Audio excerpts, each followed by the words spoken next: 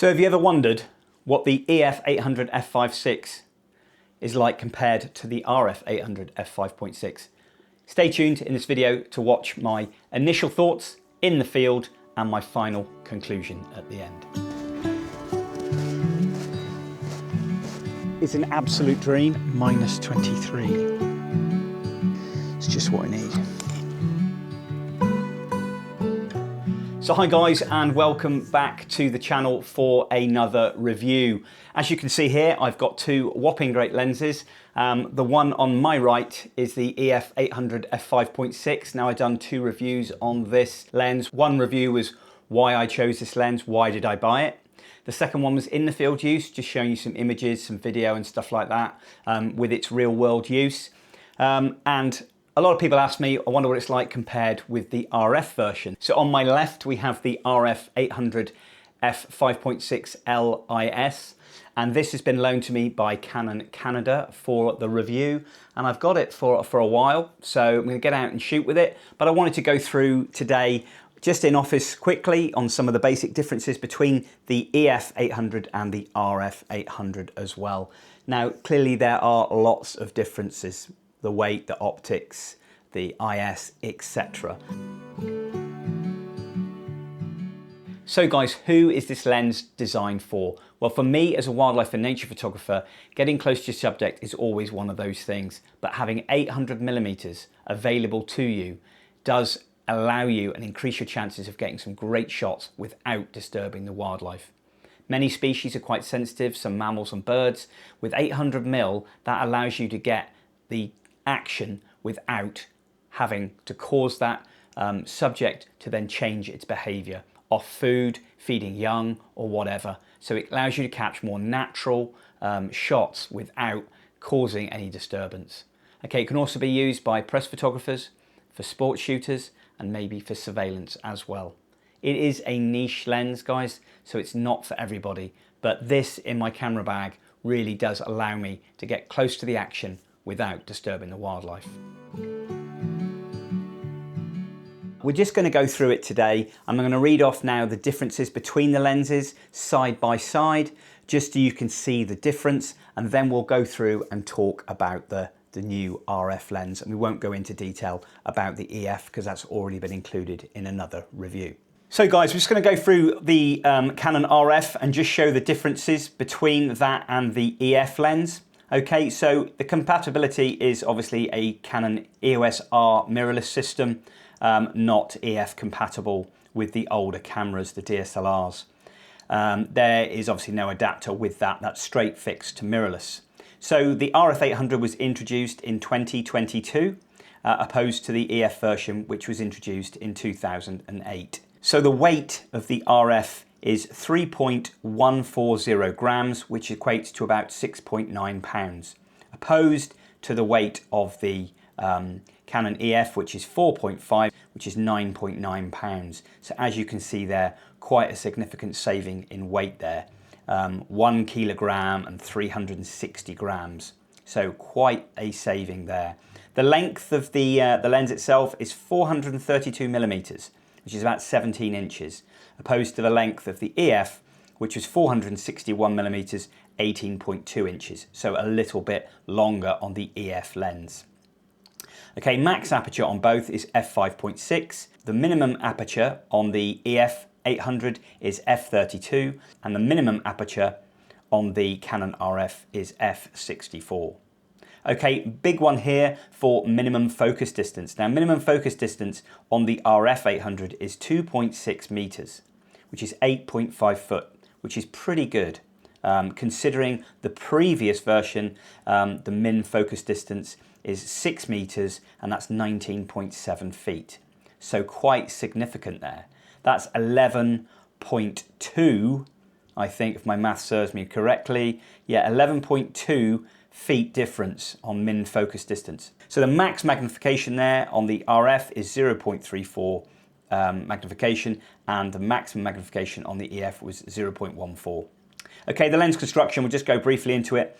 The RF is 26 elements in 18 groups, opposed to the optical construction of the EF, which is 18 elements in 14 groups. Okay, they've both got fluorite and UD glass. The IS is quite interesting here. The image stabilization is up to 4 stops with the EF and up to 4.5 stops with the RF. So a little improvement there. They're both ring type USM motors, and the coatings on the EF is super spectra coatings, and the same on the RF, as well as ASC coating as well. Both have a 52mm drop-in filter. They're both weather sealed, very, very robust in harsh conditions.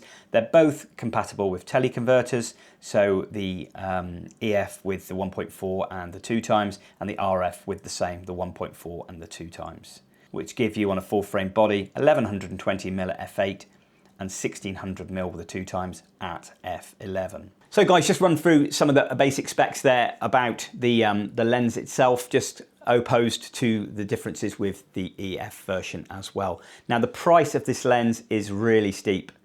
This lens to be purchased in the UK is £19,000 all told, I think. In Canada, it's $28,230, and in the US, it's about $20,500 to buy. So this is the second most expensive lens in the Canon lineup. The 1200 is obviously a bit more. Yeah, now we're just going to go through the lens, just going to get it out in front, just go through some of the differences with the lens, and just talk about the weight, and things like that, and then we'll go out into the field and we will test the lens and see how we get on. What I'll probably do is I'll go out and shoot both lenses on one tripod, and I'll just swap the R3 from the EF to the RF, so we can take pictures of the same subject, and I may use one of my son's cuddly toys and put it on a post and use that just so we can see it in real world use, as close as I can, and not in controlled conditions. But we're just going to get an idea on the optical quality and the image quality of the lens with stills and video. So guys, here we are. Here's the lens itself with the lens hood fitted. A few little nicks and scuffles on here. Obviously Canon have loaned me this, and this has been used by quite heavy-handed people, sadly, and there's quite a lot of scratches and marks on it, but I'm sure the optical quality is not going to be affected by that. So as we said, the weight, significant. That is very, very light, 6.9 pounds as we've said, and it really is. I mean, for me, using that at 4.5 kilograms, you know, it's just this handheld. I could do that for a considerable time, to be honest. With that 4.5 stops of IS, optical stabilization there, will make a heck of a difference mounted to a nice light body like the R3, R5, R7 or whatever. But yeah, it's beautiful. It really is. It's a lovely lens, very, very lightweight. It does feel you don't get a lot for your money. When you've got it in your hand, it feels like really light, and when you pick up that, you've got a nice chunky lens there. It feels like you're getting your money's worth. I know it's all internal in here, and they've redesigned the way that the glass system works in here. It's quite similar. As I said, we've got a 52mm drop-in, which you can get circular polarizers and all sorts in there, and they lock in. The bayonet's slightly different there. You've got a little silver lining there just to denote that this is a RF, opposed to seeing it on the EF version when you've got the converter, allowing you to use EF glass onto our bodies. Okay, just going through here, you see some close-up pictures. We've got the autofocus there, we've got power focus, which is good for video, and you've got your manual focus there. You've got your focus limitations there, you've got full, you've got 2.6 meters to 20, you've got full, 20, etc. there. I usually have it set on minimum focus to infinity on there anyway, so I've got full focal range. Going down here, we've got the usual modes there. We've got modes 1, 2 and 3. So there's your 3 stabilization modes. The first mode is for general shooting, stills, portraits, that sort of stuff that's not going to involve too much movement. The mode 2 is more for panning. So a nice if you've got subjects that are moving from side to side, etc. And 3 there is for more erratic subjects, so good for wildlife. So for me, most of the time I'd have that on setting 3.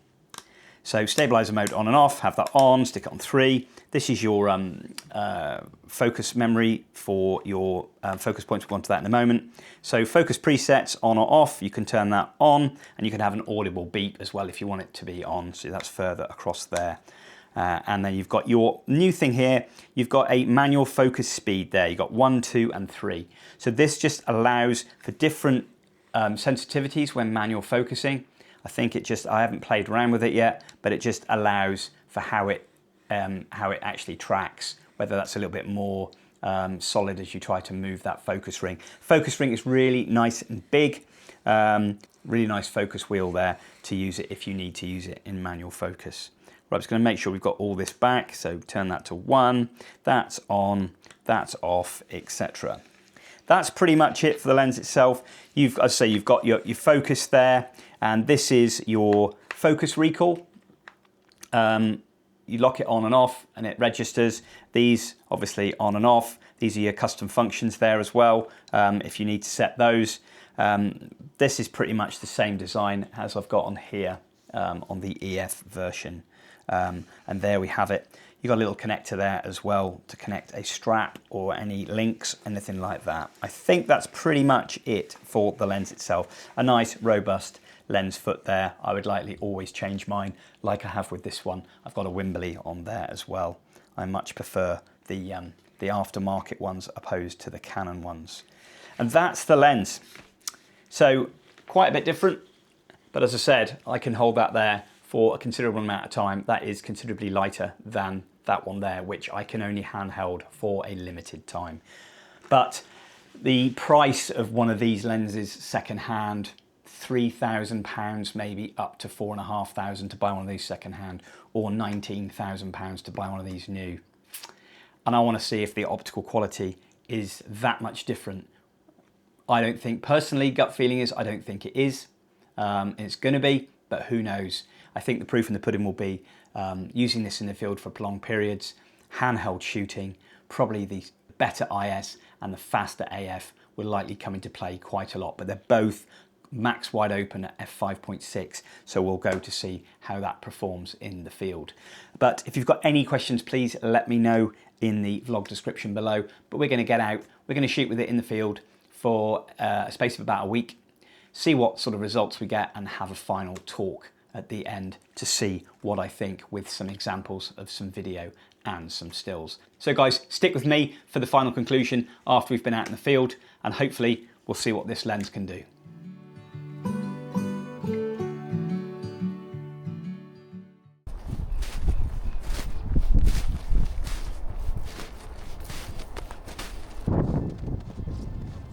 So guys, welcome back to the in the field look at the Canon RF 800,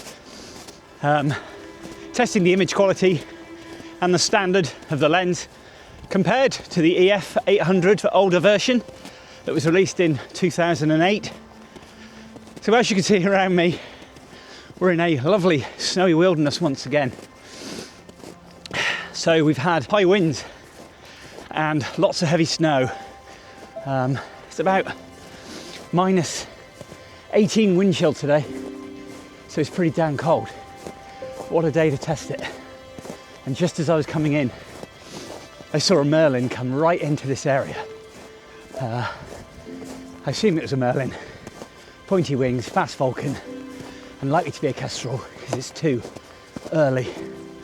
But it's quite windy still, so it's going to ease throughout the day. But I'm here for like 7-8 hours today, so I'm going to find myself a nice sheltered spot because that wind is quite strong. But this landscape is beautiful, and I'm really looking forward to getting this 800 RF out the bag, get it on the camera, and see what it can do.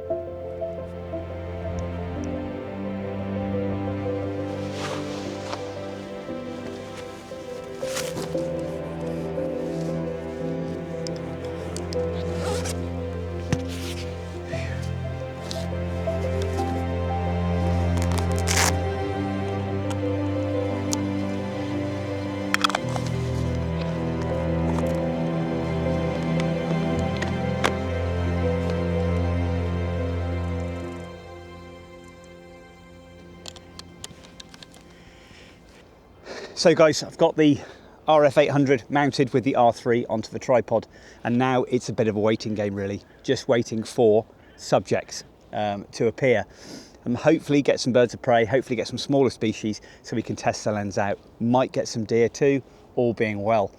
But what I'm going to do, the tripod's going to stay in a fixed position, and what I'm going to do is take a series of images of whatever I'm photographing with the RF 800 just to test it at distance, see what the lens is like, see what the AF's like, see what the IS, all that sort of stuff, just see how quick and snappy it is, maybe get some birds in flight coming over. I'm not going to get any amazing shots today, guys. It's going to be one of those just testing the lens. And then we'll finish with this one, switch over to the EF, hopefully take some test shots as well of some subjects. And I've got a soft cuddly toy in my bag, which is called Selwyn the Sloth. And that's my son's. I'm going to set that up on a old log, which is at the far end. I've seen one up there, I've seen birds perch on. I'm going to stick it on there, and then we're going to take some shots from a static position on the tripod, and we're going to get some shots with exactly the same settings on the R3, exactly the same focal length, just to see what the optical quality is like. Obviously we may have changing light, but I'll try to shoot as close as I can to the same shot for the same light with the same settings, just to see what that IQ is actually like. It's not controlled conditions, so it's going to be different, but I want to see how vastly different it is. I'm going to try to keep it as true to every shot as possible. Now, just got to wait for some obliging subjects to turn up and just enjoy being here in this beautiful snowy wilderness here. The wind is coming this way, but I've got a lovely conifer forest going all the way around me, and it's giving me a little bit of shelter, but we're getting the odd gusts coming through. And now we've got 7 hours today, so we just have to sit, wait, and hopefully we'll get rewarded.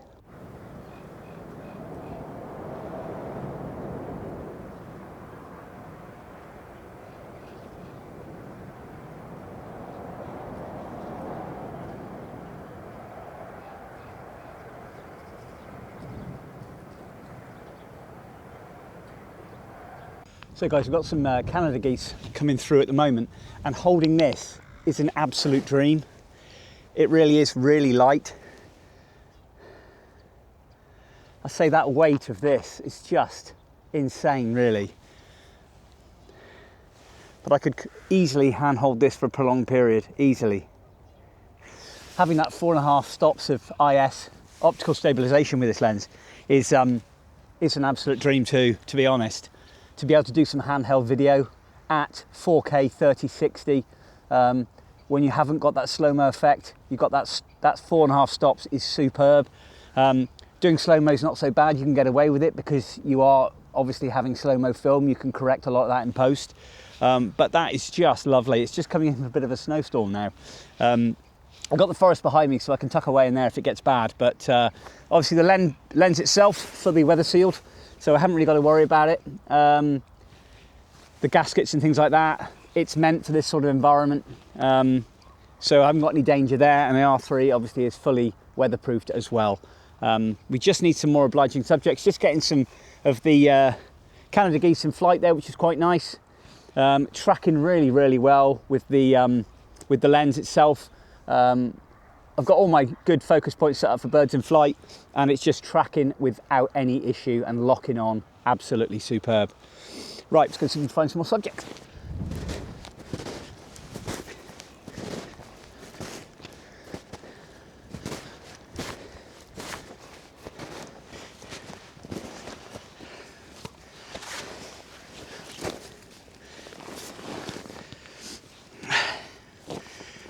So guys, got a bit of a snowstorm coming in, and it's pretty thick. So taking some shelter here into the forest. No self-respecting bird's going to be out at this point, so we just got to bide our time. There's some lovely snow-encrusted trees here as well, which is just sitting beautifully. So hopefully get some shots of those as well. But that wind is gusting now that snowstorm's come in, so just going to chill out here for a bit, take it easy, and have a brew. And hopefully when that clears through, then we can just crack on and get back to it.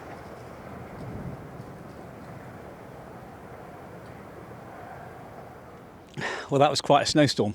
We've got a bit of blue sky coming over now, which is good. So far I've got a couple shots of a cardinal at distance and some Canada geese in the air. So not a great deal at the minute.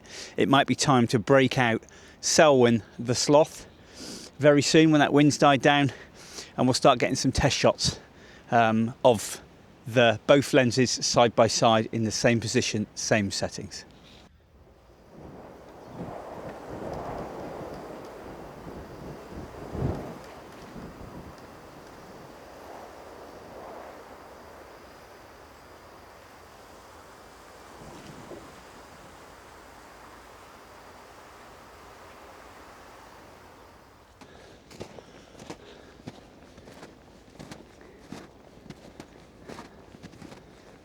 Wow, what a day to be out. It's just beautiful here, that newly fallen snow, cold weather, just gorgeous. Look at that, it's just beautiful. I'm never going to get this back in the UK, not like this. I'm going to miss this. This is beautiful. It's quite nice in this little area here. It's like a dog leg that goes around there, and it just shelters all that wind that's coming across because it's very strong. It's quite a few branches and a few tree limbs that have come down. This probably not going to see them, but this is just a perfect time for coyotes and deer to come through. This area is heavy in coyotes, and that would be marvellous today with this at distance, but probably not going to get that. But keep my eyes peeled. I've had that Merlin.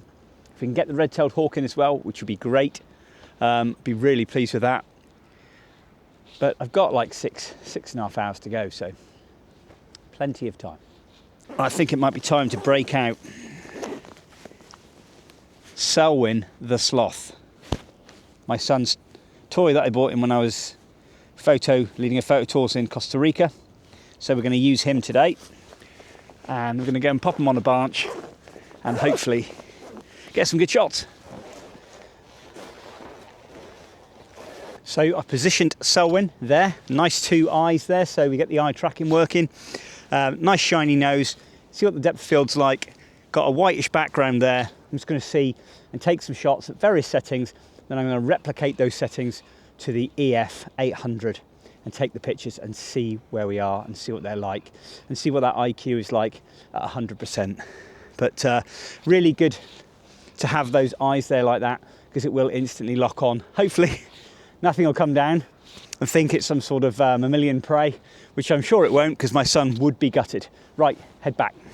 So we're just going to now take a few test shots and see where we are. So I'll start off shooting wide open at f5.6 at 1/1000th of a second, and we're at about ISO 400. So we'll take a test shot there. Okay, now we're going to put it up to f6.3, and then we'll go up to 7.1, f8, which is apparently the sweet spot, and we'll go to f9. Okay, so just looking at those, so the exposure is quite nice. It's difficult to tell on the screen, but zoomed in, sharp on the eye, enough shutter speed, because what you want to do with a focal length really is double the shutter speed. So by rights I should be at 1600th of a second, but it's tripod mounted, so it's absolutely fine. The light's coming up a bit now, so we'll wait for that light to change over, and then we're going to put the EF 800 on and try that.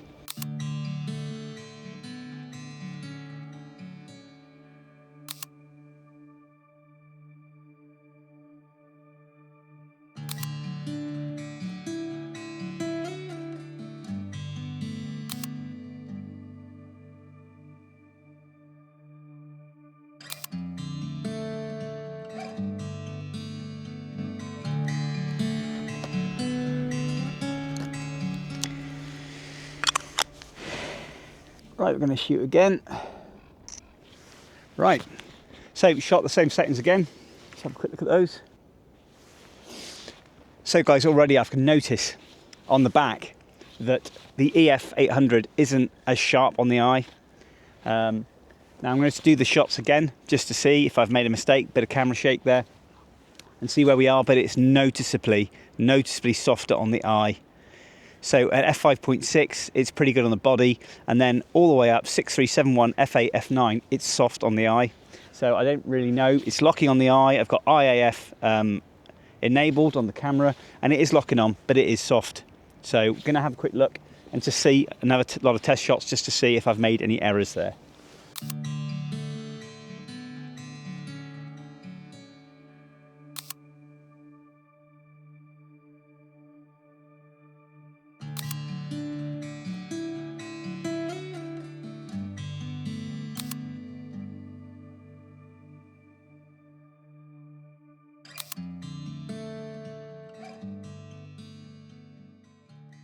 So just carrying out that basic test there with Selwyn the sloth at a tree, I can tell already in the back of the screen that the RF is sharper through the settings that I've used. So I've tried 5 different apertures. So wide open f5.6, 6.3, 7.1, f8, f9. Now some of those with the EF 800 are sharp, but some are soft. Now, I don't know if it's the stabilization jumping around. I don't know if it's the IAF not locking on. I found when looking through the viewfinder that the IAF was a lot more jumpy and it was straight on the eye, but maybe it's just jumping around a bit. I don't know. Hard to say until I get back on the computer, but I can definitely tell at 100% they are noticeably softer around the eye. So we'll do a few more tests as well in varying conditions. Probably going to put the soft toy on a actual stump which is got no background behind it, so you've got a nice diffused bokeh. Get nice and close, nice low down, maybe a little bit closer this time because this was quite far away, and see where we are with that. The jury's not out yet with regards to the difference between the EF 800 and the RF. There are going to be differences, and I expect it will be sharper, but will be sharper to the naked eye. That's the thing. But a few more tests to do, hopefully get a few more subjects. So I've obviously been shooting with the RF 800 since I've had it, so I will include some images at the end as well, and I've also done some test video so you can see what sort of quality they are and some of the images that I've taken of some sort of fairly static subjects, a few things moving as well, birds in flight, etc., handheld. Yeah, we're just going to hold on, wait for the wind to die down a bit. Hopefully we'll get some subjects coming through, and then we'll set up the soft cuddly toy again and do some more shooting. Well, it's gone a bit cold, guys, and we've just got another snowstorm inbound. So I'm just taking a bit of shelter under a tree here and just laying down underneath the tree on the snow here. Just seen 2 little voles just scurrying around. So a great prey source underneath the snow here. And it's so deep. I went up probably mid-thigh as I was coming off the path, so it's pretty deep. But time for a quick brew. Can't see a thing now. It's kind of pretty thick. I saw the red-tailed hawk going over, which was a nice sign to see, but can't see a thing in this now. So I think this will just blow through, and then we'll get back to some photography. And I'm going to set up another little stuffed toy position and a nice diffused background so we can see what the bokeh's like, and also compare the EF to the RF again, just to see if I can sort out that eye focus. There's no reason why it should be soft. My EF 800 has never let me down. It's a good lens, it's really sharp, so not really too sure what's going on there. But we'll have a look at the next lot, and I'll still show you the ones from before, the soft ones, and we'll have a look in a minute when I set it up. When the wind's gone over and the snow's gone, we'll have another setup, and then I think that's it for then set up cuddly toy shots. And I'm going to really focus on trying to nail some birds here. There's some chickadees about, there's some cardinals, and there's some other sparrow species as well, which we might concentrate on. So hopefully we can get some of those with the RF.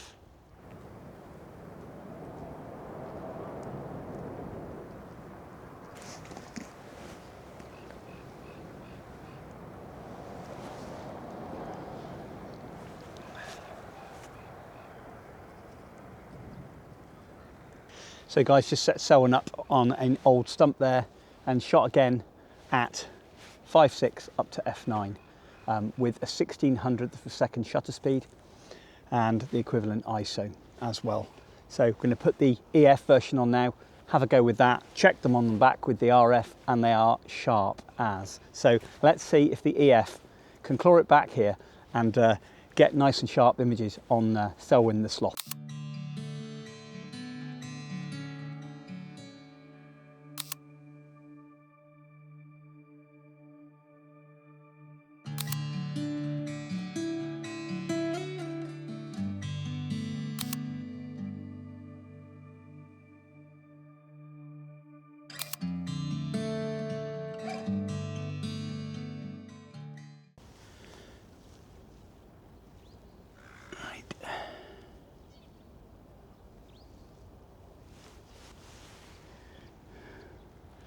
Right guys, we're going to have to wait for the light to pop back out again because I shot with the RF when it was quite bright and now it's quite overcast. What I'm going to do is I'm going to take off eye detection off and just go to that and see, just take a quick test shot just to see.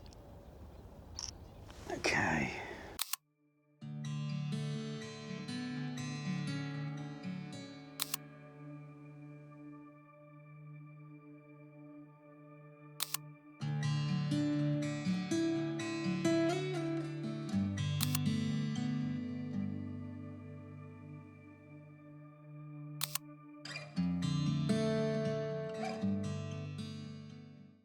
Oh, we've lost Selwyn, he's blown off.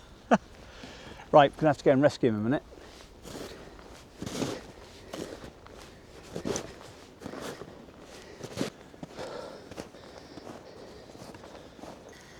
Oh, lunch, spaghetti bolognese. Wow, it's just what I need.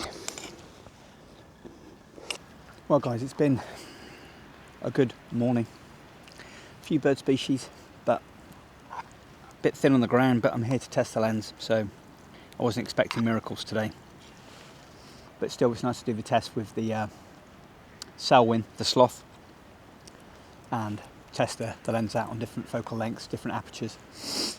And hopefully I've got another sort of 3-4 hours to go, so hopefully things will kind of liven up a little bit as that afternoon comes in and it gets into evening. But right, going to get back to my lunch and then we'll get back to some more shooting.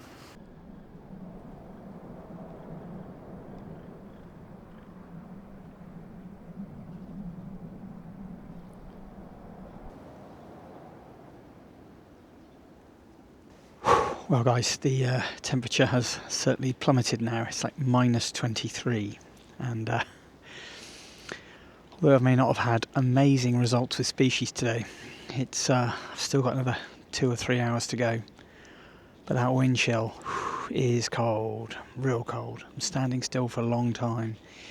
It's pretty hardcore. My feet are pretty cold, but it's worth it.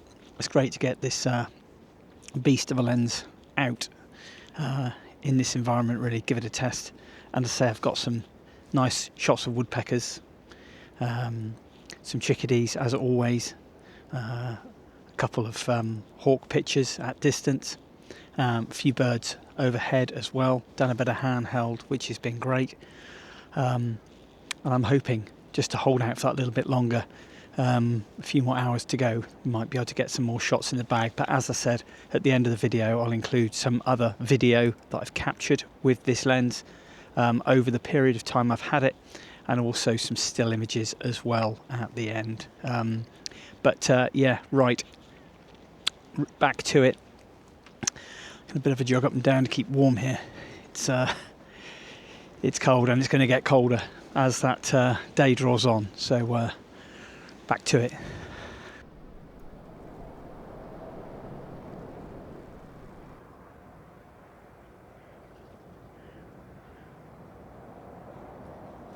So we just had some white-tailed deer go through the meadow here.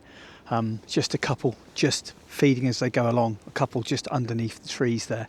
So we managed to capture a nice bit of footage of them with the RF 800 just going through. So it's picking it out really, really well with IAF on a large mammal, straight on the eye, even amongst clutter. So really impressed with the AF there with eye detection. Very snappy, straight on, no labouring at all. Really nice. So IS is very, very quiet. really, really nice to have that with my EF 800. It's a little bit noisier, but only a little whirring going on. My previous 600 f4 Mark 1 was really noisy, so quite pleased actually. So that's nice to pick those out. They're not amazing shots, but I just want to test to see how reactive it is towards the picking up the eye, picking up the detail of the mammal. So a real nice test there. Been sat here for like a couple of hours now, so it's nice to have something come through. Apart from that, we've had a few bird species overhead, took it off the tripod and done a bit of handheld as well. So that's pretty good. So yeah, hopefully this is a sign of things are starting to pick up now for about 2 or 3 hours. If I push it a little bit till dark, we'll see what we can get.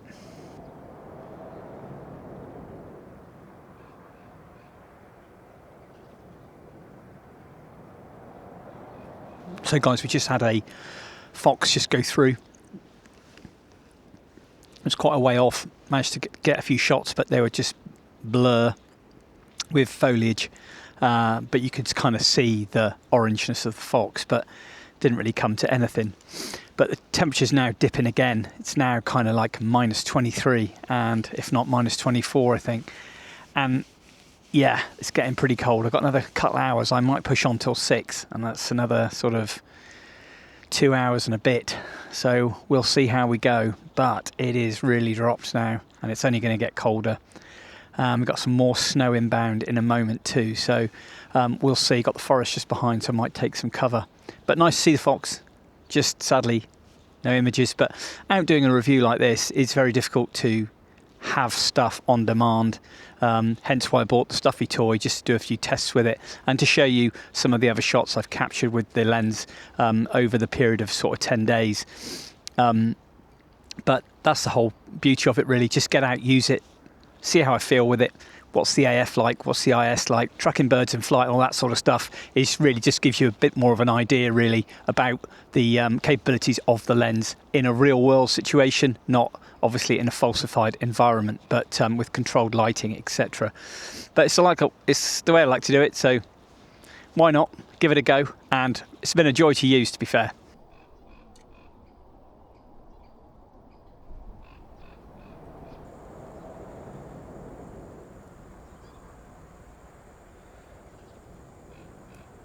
So guys, another obvious consideration for the lens is the focal length. Obviously being a prime lens, we all know that it's a fixed focal, therefore there's no zoom. So I found a few times here when I've been photographing birds, is that even for smaller birds you have to back off, especially if you want to use the rule of thirds in the frame. Sometimes you find you've got a bird just right in the middle, and you know, you've got no room to maneuver there. So it really is one of those lenses where I said it's a bit niche for me, survey work, birds on nests, at distance, sensitive subjects, all that sort of stuff. For general shooting today, like I'm doing, the fox came through, would have been perfect focal length. Sadly, obviously it was a bit blurred. That's not so good. But it all depends. In a situation like this, in the environment here, there's very little that's going to be really close to me here and at distance, but I have found when a few birds have been flitting just in here, trying to get pictures of them, it's just too close. So an obvious consideration, 800mm, you've got no room to maneuver. 200 to 800, or if you've got 100 to 300 or whatever, my 200 to 400 with the telly, 200 to 560, so it gives you a little bit more room to move. But it really is fantastic. I've been tracking crows in the sky at distance. No image taken because there's a very little point. I just wanted to see how the autofocus and the tracking was like, and it's fantastic. It really is. I've got it finely tuned set on the R3 with all my other lenses, but would I say it was any better than a lot of my other lenses, my EF? Not hugely, not that I could see at the minute, to be fair. I think obviously the optical quality so far with the tests I did earlier with the EF 800, I think looking at the eye of Selwyn, the sloth, I think you could see there, and when you see those images, you've seen that the eyes are a lot sharper, and there's no post-processing done on these images. It's just one of those considerations you're going to think of. If you want a lens that's going to keep you going all day long, an 800 is probably not going to do you the job, depending on what you're doing. I use my 100 to 500 zoom, and that's my go-to lens, and it's brilliant for most of the time throughout the day. So just a consideration there, guys, just worth thinking about. But got another kind of maybe hour 45 to go, and might get lucky, and then I got a bit of a trek back to get the car and head home. But maybe we'll get a chance to see maybe a coyote or something coming out on the way back. This is a great time for them in the evening. But going to go quiet now for a bit, and maybe we'll get rewarded with something emerging from the forest, or maybe nothing at all. But anyway, back to it. So guys, that concludes the in the field look at the EF and the RF today. Mainly the RF, but with a few comparisons of image quality between the EF and RF. But that's 8.5 hours. Got down to -25. My hands are dropping off, my feet are like ice blocks. So heading back for a well-earned cup of tea, a nice soak in the bath, have a look at my images, and then we'll have a quick chat through what I thought, how I found it, and a few other conclusions from there. So guys, thanks for sticking around for the in the field part, and I'll see you back in the office.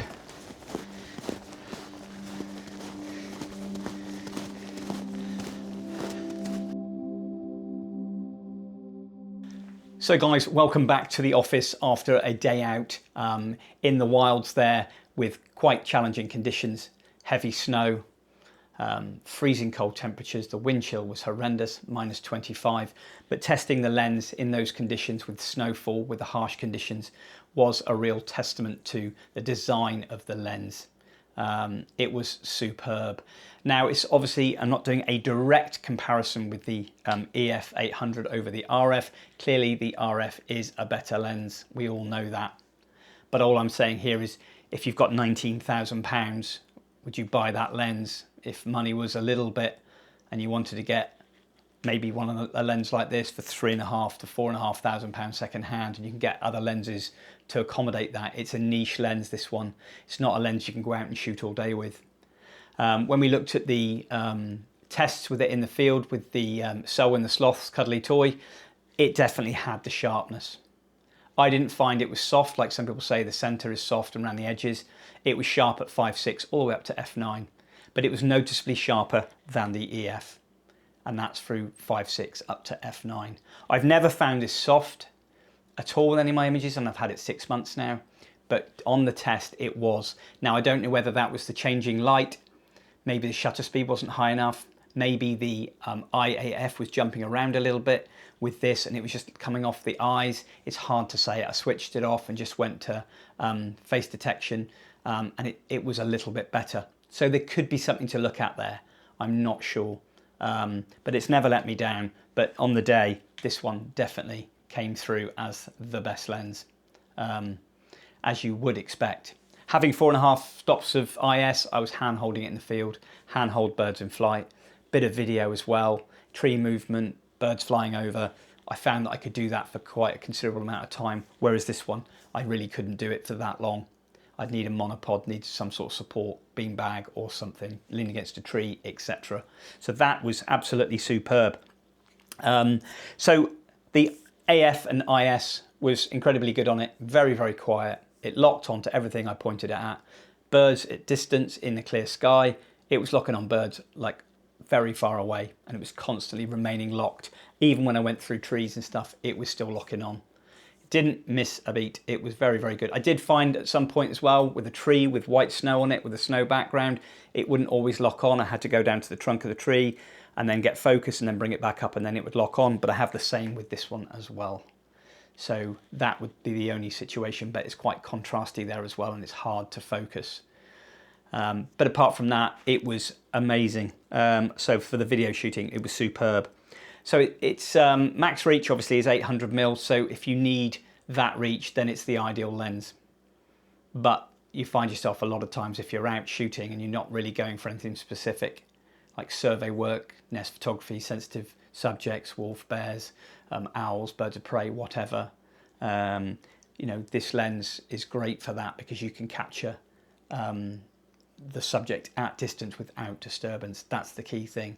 It's not a lens you take out and shoot all day with. It's just too limiting for what it is. I found myself moving back a little bit. I was too close a lot of the time for smaller bird species, even at close range. That's a consideration. If you've got a zoom, you can pull back or whatever, and you need to. So it is limiting in that regard. But for 800mm reach, if you need that, then that is the lens to use, really. All in all, I can't really say much more about it really than you know, if I did have the money and I could afford to buy one, would I buy it over the keeping this one? Well, I don't know. You get quite a few lenses for £19,000. But for me, this will stay in my bag for a considerable amount of time until I get older and I can't manage it anymore. And then I would sell that. And then hopefully the prices would have dropped with these and I may eventually get one. But I had a really good day. I've really enjoyed using it. I would wholeheartedly recommend the lens. But if you're on a budget and you want an 800, I would get one of those all day long. But if money wasn't an issue, then that would be a great lens. I didn't try it with tellies, as I said before. I didn't really want to do that. I wanted to shoot native with the straight 800. I don't like putting tellies on it anyway, maybe a 1.4 at a pinch, but with f5.6 with this one, adding a 1.4, you're getting a little bit more reach there, but I'm not really sure I'd like to do that, but in a pinch, yes. I've used a 1.4 telly on this one, and it's okay. It's a little bit softer, but more testing is needed. So alternatives, guys, as well, there's always the RF 400 f2.8 with a 1.4 or 2x telly, put a 2x on, you're at 800 at 5.6, same as this. But telly converters on prime lenses do affect image quality. Not tested it, can't really tell you if I think that would be a good option or not.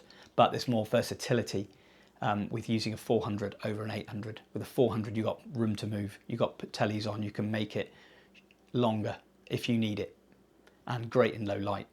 Didn't really test this one in low light, to be honest. Very well lit environment. Even when the weather got a little bit grey and it got up towards the evening, I didn't really find that had an issue at all. But that's it pretty much, guys. You know, can't really say much more than that. You know, it was great. I just want to say thanks very much to Canon Canada for loaning me the lens. It's been absolutely fantastic. I've really enjoyed it. It's so amazing where technology is going. It's so light. An 800mm, so light. It's incredible. Picking it up, it feels like, blimey, there's nothing to it. There's nothing in it. But they've obviously done a lot of work there and made it that much more lighter and more manageable when you're out in the field for prolonged periods. But thanks very much indeed, guys. If you have got the lens and you want to give us some feedback, that'd be great. If you haven't, you want to buy it, let me know. If you got one of these, what do you think of it? As I said, it wasn't a direct side-by-side, really, just the image test. But I honestly couldn't really tell an awful lot of difference there in the AF performance and IS, but with the image quality on the day, this one definitely won. But as always, guys, thanks very much indeed for watching. I hope to catch you all again soon. If you don't subscribe to the channel and you fancy giving the channel a go, please click that all-important subscribe button. A like and a comment are always appreciated if you have time. So thanks again, guys. I'll see you next time.